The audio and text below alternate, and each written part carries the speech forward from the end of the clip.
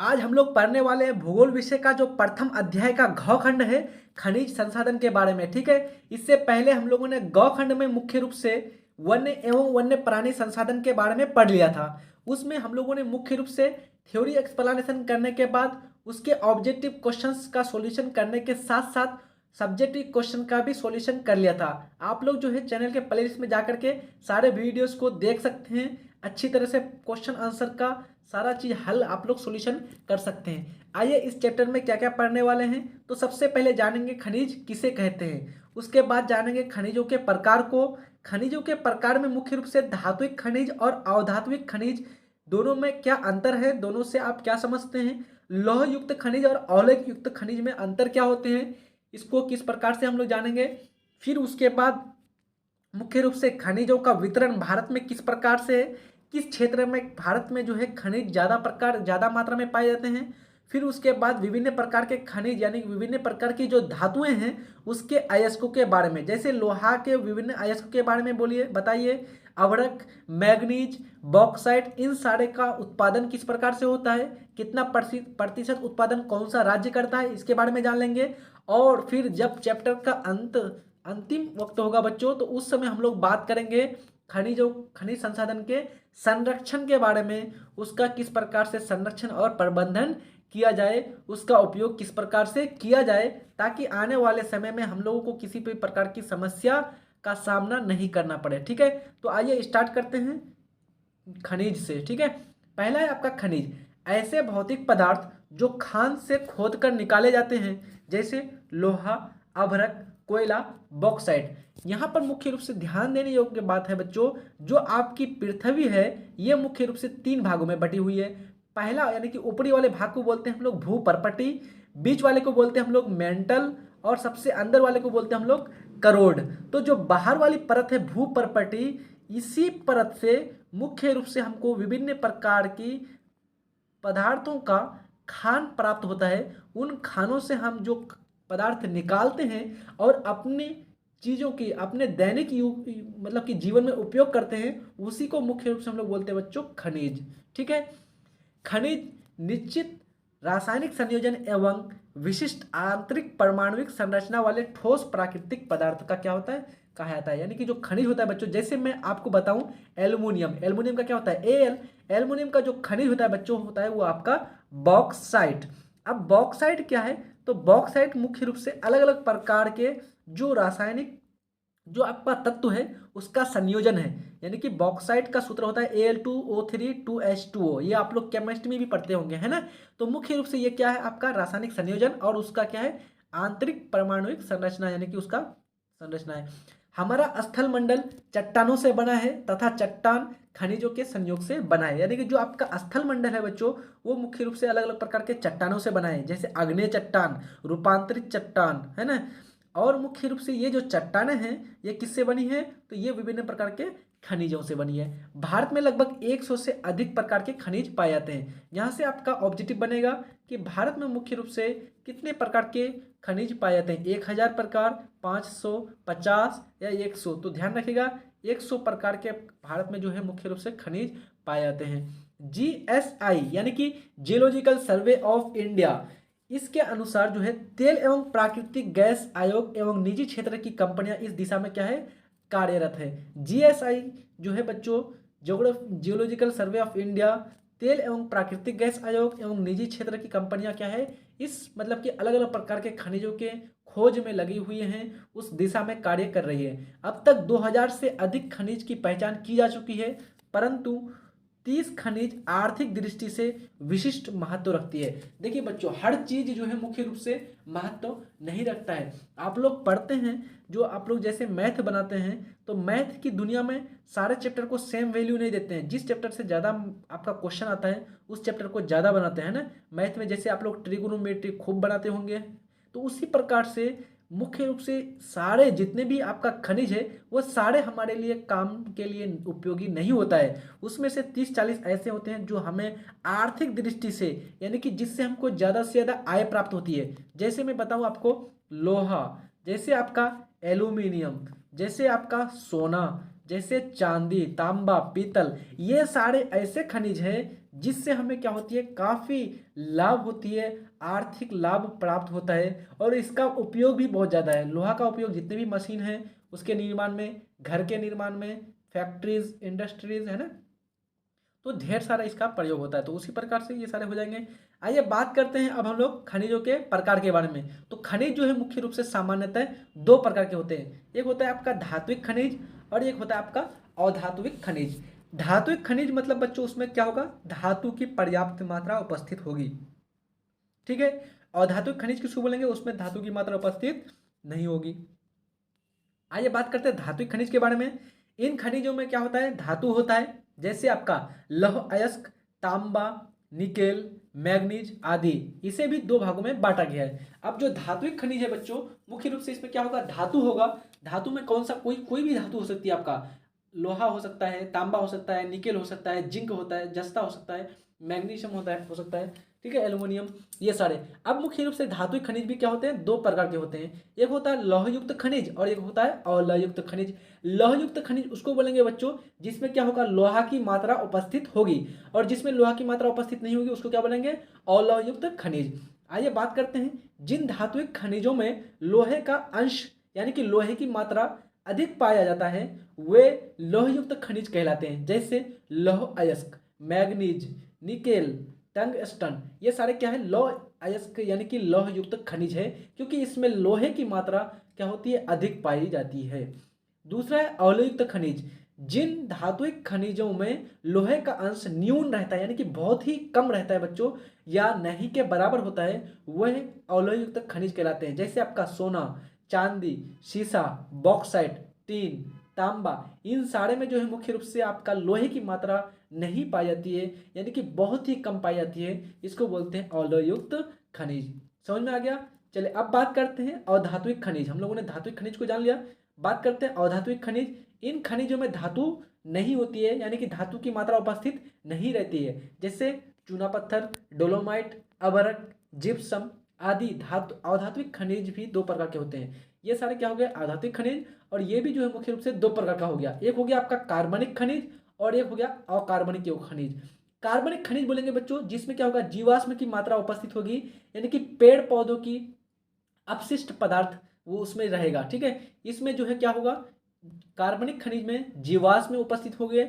ये पृथ्वी में दबे प्राणी एवं पादप जीवों के परिवर्तन होने से बना है, ठीक है। यानी कि इसका जो निर्माण होता है कार्बनिक खनिज का, ये प्राणी, जीव जंतुओं, पेड़ पौधों के दबने से बनता है, जैसे आपका कोयला, पेट्रोलियम, ठीक है। दूसरा आपका अकार्बनिक खनिज, इसमें जीवाश्म नहीं होते हैं, यानी कि जीवाश्म की मात्रा नहीं होती है। जीवाश्म, जीव बच्चों मतलब कि आपका जो जीव जंतु होते हैं, पेड़ पौधे प्राणी, उनका अंश नहीं पाया जाता है, ठीक है। अभ्रक जैसे आपका ग्रेफाइट, ये आपका एग्जाम्पल हो गया।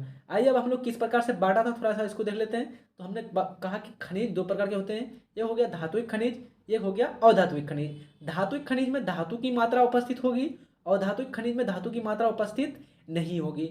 धात्विक खनिज को मुख्य रूप से कितने भागों में बांटा हम लोगों ने, दो भागों में बांटा।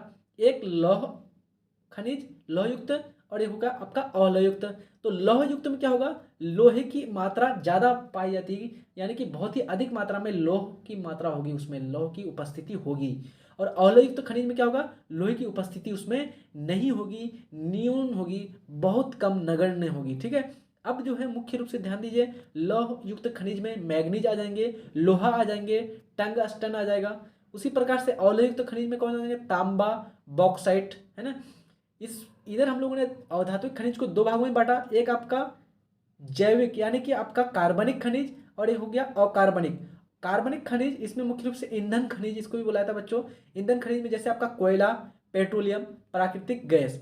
अन्य औद्योगिक खनिज में क्या हो जाएगा आपका अभ्रक, चूना पत्थर, जिसको हम लोग क्या बोलते हैं, ये अवलय, ये मतलब कि मुख्य रूप से अकार्बनिक खनिज, ठीक है।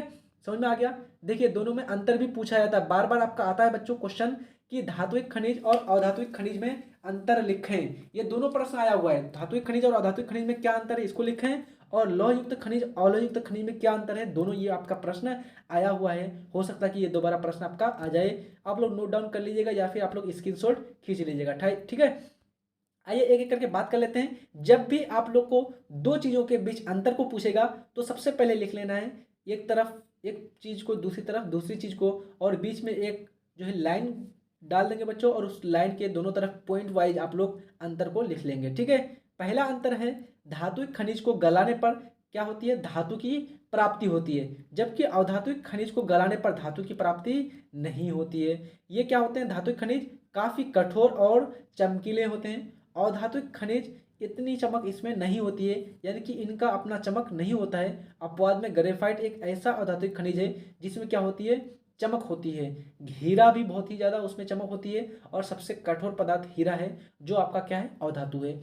यह पराये अग्नेय चट्टानों में मिलते हैं, यानी कि जो धातुक खनिज है बच्चों, ये किस चट्टानों में मिलते हैं, अग्नेय चट्टानों में। बहुत ही इंपॉर्टेंट है, ये आपका ऑब्जेक्टिव के रूप में यहाँ से क्वेश्चन पूछ सकता है। जबकि आपका अधातुक खनिज है, ये आपका रवेदार चट्टान, परतदार चट्टानों में मिलती है। ठीक है, अगला है इन्हें पीट कर तार बनाया जा सकता है, यानी कि जो धातुक खनिज होते हैं उनसे जो धातु प्राप्त की जाती है उसको हम लोग क्या करते हैं, खींच करके तार, या खींच करके उसको पीट करके चादर बना सकते हैं उसका।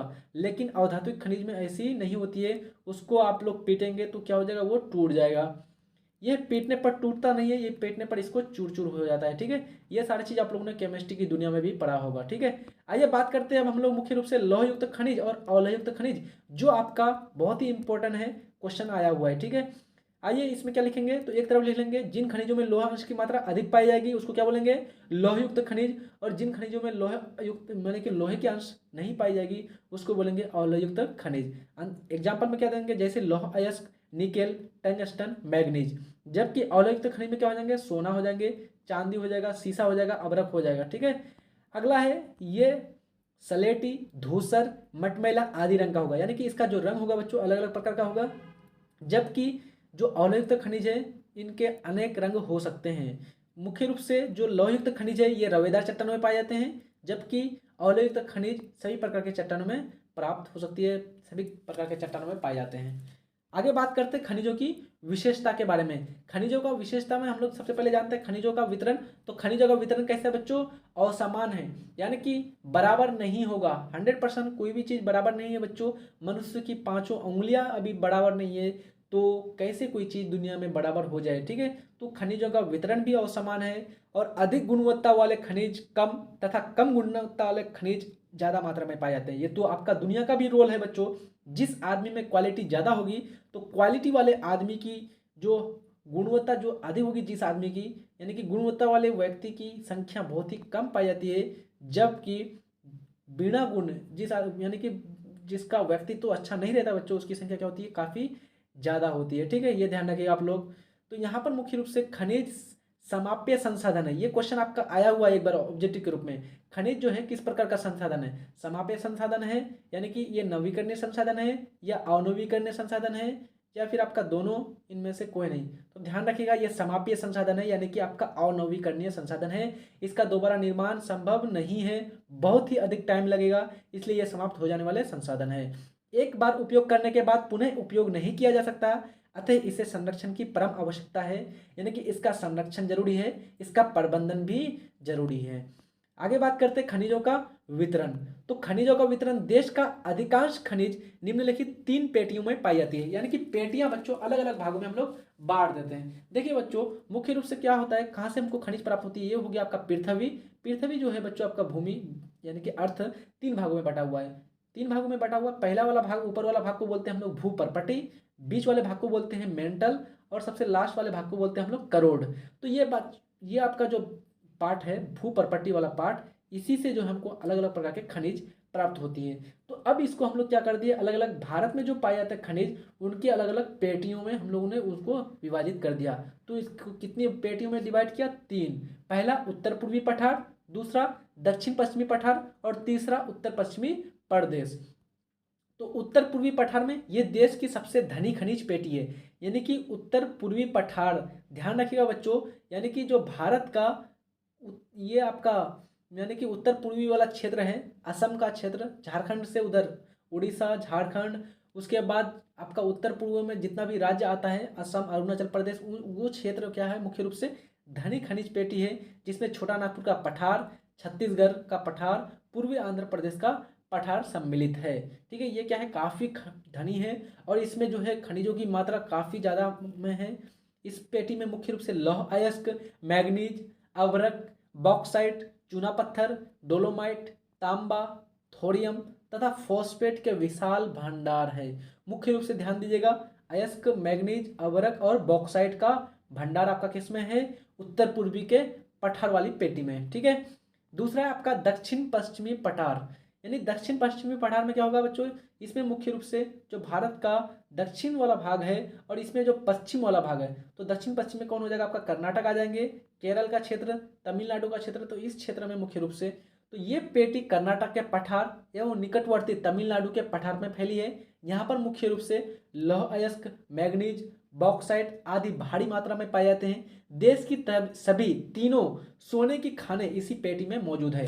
यानी कि जो मुख्य रूप से सोने की जो खान है बच्चों, जो सोने की खान की जो पेटियां हैं, वो तीनों खाने कहाँ पर मौजूद है? आपका इसी दक्षिण पश्चिमी पठार में। तो आप लोग ध्यान रखिएगा, यहाँ से आपका एक ऑब्जेक्टिव बनता है बच्चों, जो सोना का जो खान है बच्चों, सोना का खान जिसका नाम है आपका कोलार। कौन सी खान? कोलार के सोना की खान, यानी कि आपका मुख्य रूप से कहाँ पर मौजूद है? ऑब्जेक्टिव में आपका पूछा जाता है कोलार। तो ये आपका को से कोलार, कौ से कर्नाटका, ये कहाँ पर मौजूद है? आपका कर्नाटका में मौजूद है। आप लोग केजीएफ मूवी देखे होंगे बच्चों, केजीएफ मूवी का जो शूटिंग हुआ था वो इसी फील्ड, इसी क्षेत्र में हुआ था, कोलार की खानों में, यानी कि कोलार की खान को भी वहाँ पर दर्शाया गया है। लेकिन वहाँ से अभी सोना का उत्पादन नहीं हो रहा है वर्तमान में, क्योंकि बहुत अत्यधिक उत्पादन हो गया था जब अंग्रेजों का शासन था, उस टाइम में यहाँ से सोना का उत्पादन बहुत ज़्यादा हुआ था, ठीक है। ये ध्यान रखिएगा, कर्नाटक में मौजूद है।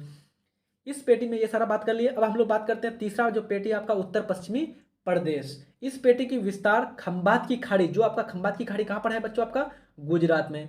खंभात की खाड़ी से लेकर अरावली पर्वत की श्रेणियों तक, अरावली पर्वत की श्रेणियां यानी कि आपका राजस्थान, यहाँ अनेक अलौह धातुएं यानी कि जैसे चांदी, सोना, जस्ता, तांबा आदि पाए जाते हैं।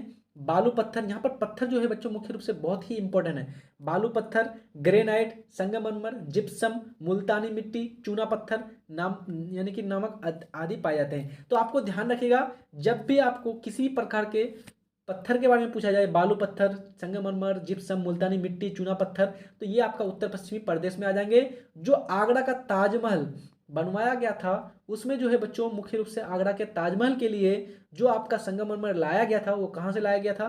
तो इसी पेटी से लाया गया था। उस उत्तर पश्चिमी प्रदेश क्षेत्र क्या था? नाम, राज्य का नाम था राजस्थान। राजस्थान के मकराना तट से लाया गया था, ठीक है, ध्यान रखिएगा। हिमालय एक अन्य खनिज पेटी है जहां तांबा, सीसा, जस्ता, कोबाल्ट आदि पाया जाता है। तो हिमालय जो बच्चों ये एक अलग खनिज पेटी, इसको बांटा गया है, और यहाँ पर जो है सबसे ज्यादा आपका तांबा, सीसा, जस्ता और कोबाल्ट की उपस्थिति है, ठीक है। अब बात करते हैं हम लोग मुख्य रूप से खनिज, धात्विक खनिज, ठीक है।